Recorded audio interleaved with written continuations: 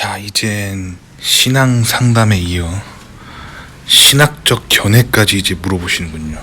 유학고수 이 방향성이 새로운 국면을 맞이하고 있는 것 같아요. 하지만 또 물어보시면 또 답변을 해드려야죠. 또 이런 거 물어보시면 제가 너무 입이 간질간질해져서 대답을 안 드릴 수가 없네요. 자, 댓글 읽어드릴게요. 한국 기독교인들은 유대교와 유대인을 적 그리스도인이라고 생각하는 것 같은데 유학 고수님은 한 뿌리라고 생각하고 우호적이신 것 같은데 이건 개인의 가치관인가요? 아니면 한국과 미국의 차이라고 보시나요? 라고 물어봤어요. 자, 제가 뭐라고 답변을 드렸는지 한번 읽어드려 볼게요. 그리고 제 견해를 얘기해 볼게요.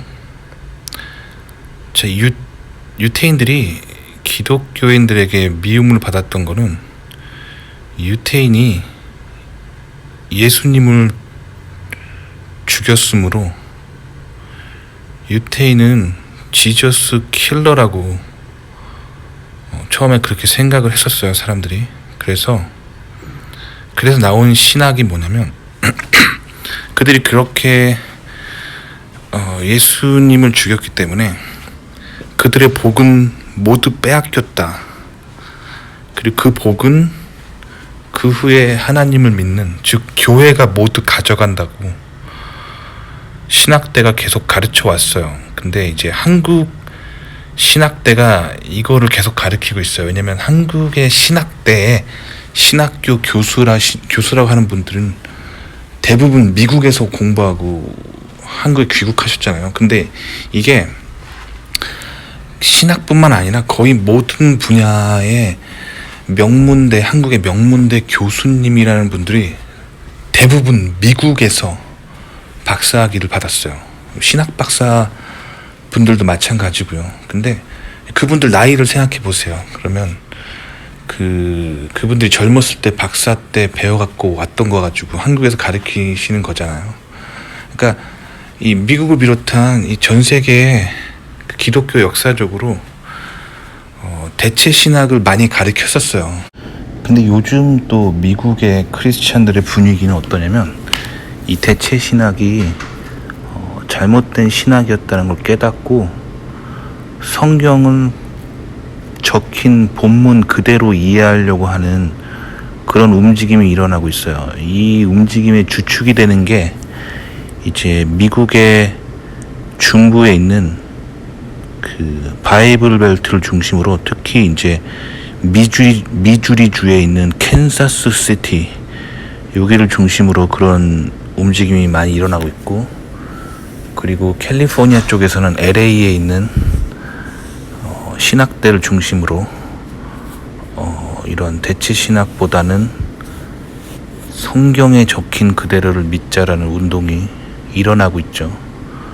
근데 사실 이게 원래 미국의 초기 청교도 정신이 이거거든요. 그러니까 다시 말하면 이제 청교도 정신이 다시 부활하고 있는 거예요. 그러니까 미국 건국 당시의 청교도 정신이 이제 계속 미국의 현대 문화의 그런 정치적인 흐름에 계속 영향받고 그렇게 변질되다가 이제 다시 초기 미국 건국 시절의 청교도 정신으로 돌아가자는 운동이 시작되고 있는 거죠. 근데 그 대체 신학을 가리켰던 그 뿌리가 지금 제가 설명하는 거예요. 그래서 그 신약 성경을 보시면 그 당시 유태인들이 예수님이 오셨을 때 몰라봤죠. 몰라보고 죽였으므로 유태인은 성경에서 약속한 그 복을 모두 빼앗겼다라고 주장하는 건데 그거는 성경적이지 않아요. 왜냐면 성경을 읽어보시면 그런 말 없어요. 유태인들이 복을 다 빼앗겼다. 그 복을 교회가 다 가져간다. 그런 말 없습니다. 그러니까 그런 말을 가리키는 거는 개인적인 견해로는 정치적인 거예요. 그러니까 기독교를 전혀 모르고 하나님을 전혀 모르는 사람한테 기독교 복음을 전하고 성경책을 딱 던져주면, 그리고 아무것도 안 가르치면은 그 그 사람이 성경만 읽겠죠. 성경만 처음부터 창세기부터 요한계시록까지 쭉 읽고 난 다음에 성경만 읽은 사람이 무슨 결론을 내리냐면, 아, 예수님이 인간의 죄를 위해 인간 세상에 내려오셔서 십자가에 못 박혀 죽으셨고, 그리고 다시 하늘로 올라가셨고, 다시 한 번 더 오실 거다, 그렇게 이해하게 됩니다. 그리고 그분이 하늘로 승천하셨을 때 유태인의 몸이셨고, 요한계시록에서는 구름을 타고 다시 내려온다고 했으니까, 그리고 스가랴서에 보면은 예루살렘에 다시 오신다고 돼 있으니까, 결국에는 예수님이 다시 돌아오신다면 유태인으로서 예루살렘에 다시 오신다는 얘기거든요.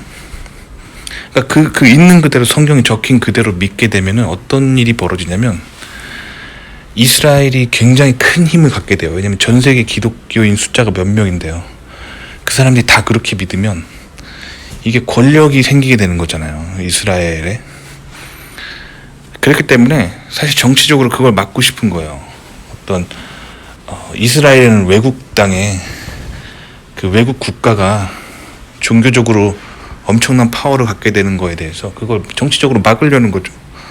그래서 정치가 만들어내는 거죠, 대체 신학은. 그래서 예수님을 죽인 게 유태인이니까 유태인의 복은 다 사라졌다 라고 그렇게 가르치게 되는 거죠. 그리고 일종의 자국중심적인 거죠. 그러니까 뭐 한국 교회에서 그렇게 가르치면 이제 한국 기독교인들은 이스라엘 생각하지 마라, 한국만 생각해라, 이거죠. 한국을 위해서 기도해라, 뭐 이런 거죠. 근데 성경을 있는 그대로 보면 예수님이 다시 오실 거고, 지금 유태인들은 아직도 예수님을 몰라보고 있지만 결국엔 예수님을 알아보고 이스라엘이 회복될 거라는 게 이제 신약 성경을 쭉 다 읽으면, 특히 요한계시록의 내용이잖아요. 그렇기 때문에 대체 신학은 성경적이지 않아요. 그거는 신학자들이 어떤 정부 혹은 권세자들의 영향을 받아서 그렇게 만들어진 정치적인 이론이죠. 성경을 있는 그대로 보면은, 제가 또 읽어드릴게요. 성경은 이스라엘은 하나님의 눈동자라고 말하고 있습니다. 스가랴서 2장 8절을 읽어보세요. 스가랴서 2장 8절에 그렇게 나와 있어요. 그리고 스가랴서 14장에 예수님이 예루살렘의 올리브산에 다시 오신다고 그렇게 적혀 있습니다. 그리고 좀 개인적으로 성경의 가르침이 있어요. 성경이 말하는, 신이 인간에게 남겨놓은 신의 가르침이 있는데, 그거를 신학대가 있는 그대로 가르치는 게 아니라 인간의 정치적인 상황을 가지고 정치적인 논리로 가르치기 때문에 교회가 그래서 타락하는 것 같아요. 그리고 교회가 놓치는 그 부분을 이단 사이비 종교들이 정확하게 주워갑니다. 그래서 현대 교회에서 요한계시록이나 스가랴서를 잘 안 가르쳐요. 그래서 그 부분이 교회에 오래 다니신 신도들도 잘 몰라요. 특히 요한계시록은 정말 모르죠. 그래서 어떻게 되냐면, 자꾸 요한계시록이나 스가랴서의 내용을 이제 이단 사이비 종교 교주들이 가져가는 거예요.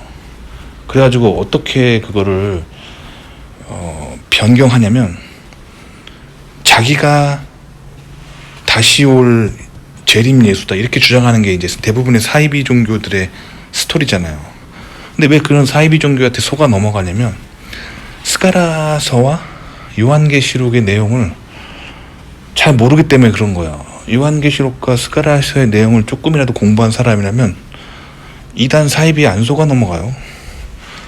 예수님이 예루살렘에 다시 재림하신다, 이게 성경에서 말하는 거예요. 그러니까 성경을 있는 그대로 보면 성경은 종말론을 다루고 있는 종교예요. 인류가 언젠가는 끝이 난다라고, 인류가 종말을 맞게 된다라고 그렇게 말하고 있어요. 근데 현대 교회에서는 안 가르치잖아요.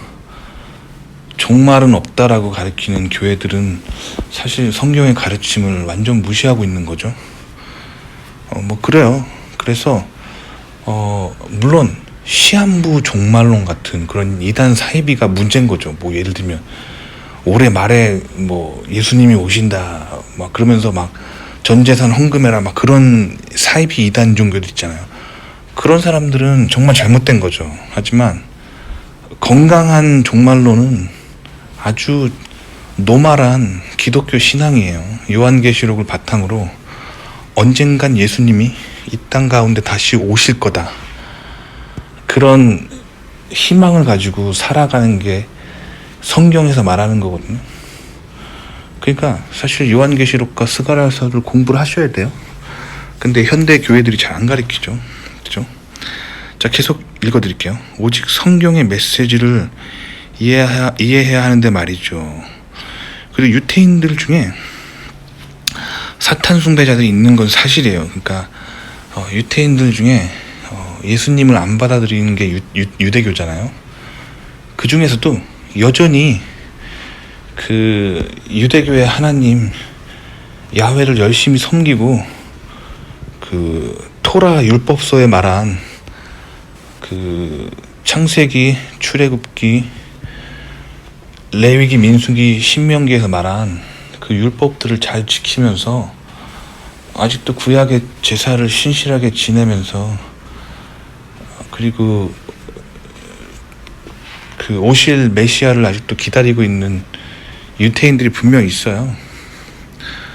하지만 유태인들 안에서도 그 출애굽기에서도 나오잖아요. 모세가 그 십계명을 받으러 올라간 사이에 황금 송아지를 만들고 섬기는 자들이 나오잖아요. 그 황금 송아지가 사탄 숭배를 상징하는 거예요. 그래서 송아지 우상은 그 사탄을 의미합니다. 그래서 그런 사람들이 있어요. 실제로 아직도 있고요. 그래서 그 사람들이 세상에 악한 영향력을 미치는 게 맞아요. 하지만 그 유태인 가운데서 남은 자들이 예수님께 돌아온다고 요한계시록에서 말하고 있어요.